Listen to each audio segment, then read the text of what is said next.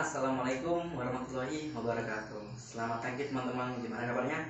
Semoga kita selalu diberi kesehatan oleh Allah Subhanahu wa taala. Oke. Hari ini kita akan membahas tentang peradaban Islam di Turki dalam mata pelajaran sejarah kebudayaan Islam. Sebelumnya saya mau bertanya, di antara kalian mungkin sudah ada yang pernah belajar materi ini mungkin di SMP kayaknya nggak ada ya. SMP nggak ada kayaknya. Di MTS mungkin atau di tempat-tempat ngaji kalian sudah pernah diajarkan materi ini? Belum ya? Kalau belum, langsung saja kita masuk ke materi. Jadi pendiri dari Turki Utsmani ini dari bangsa Turki itu sendiri, teman-teman, dari kabilah Koyuk Oghuz.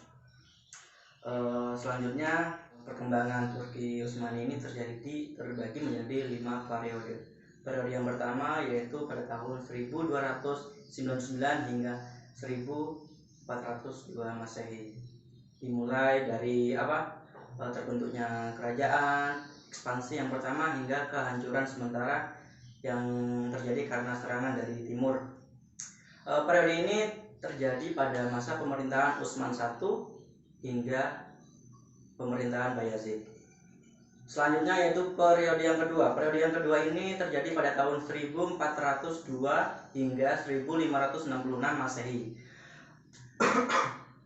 Ditandai dengan restorasi kerajaan, cepatnya pertumbuhan, sampai ekspansi yang terbesar. Ekspansi yang terbesar ini terjadi pada periode ini, teman-teman. Pada masa pemerintahan Muhammad I hingga Sulaiman I.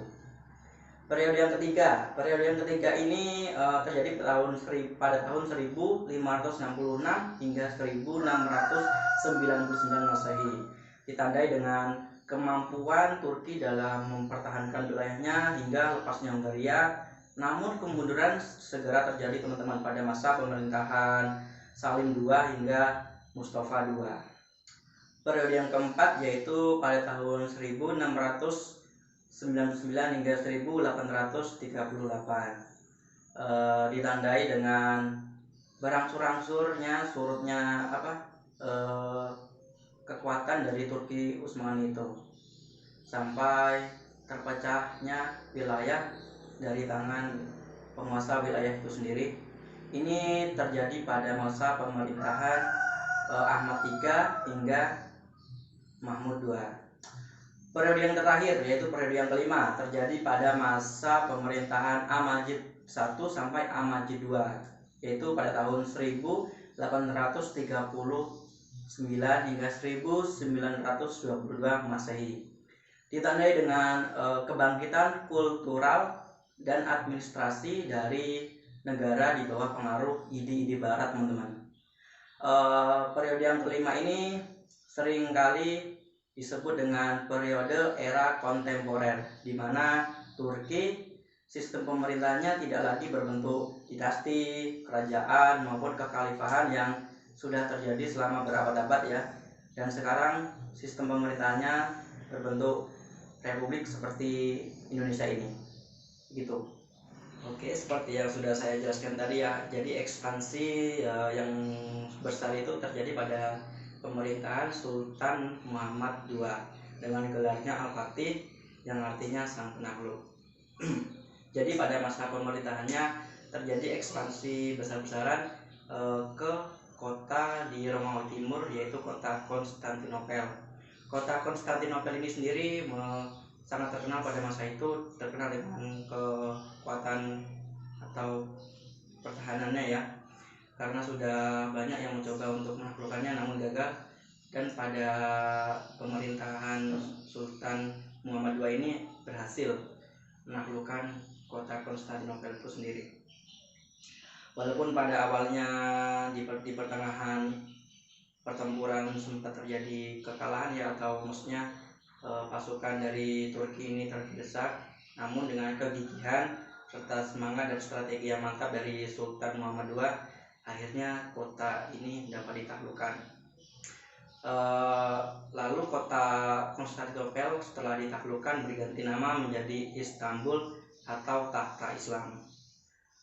Dampak positif dari penaklukan kota ini yaitu memudahkan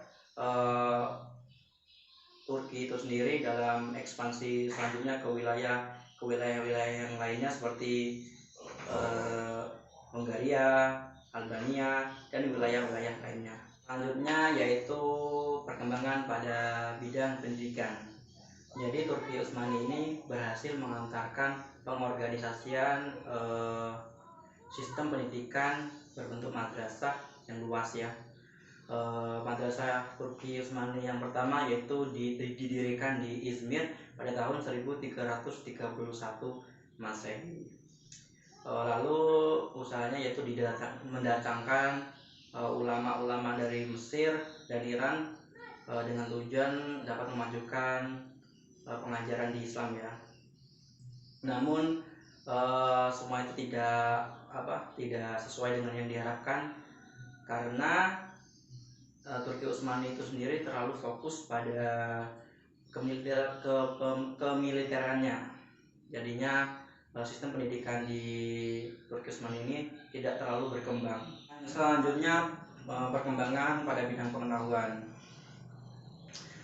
Pada Turki Utsmani ini sendiri tidak menghasilkan karya-karya dan penelitian ilmiah seperti pada masa Daulah Abbasiyah.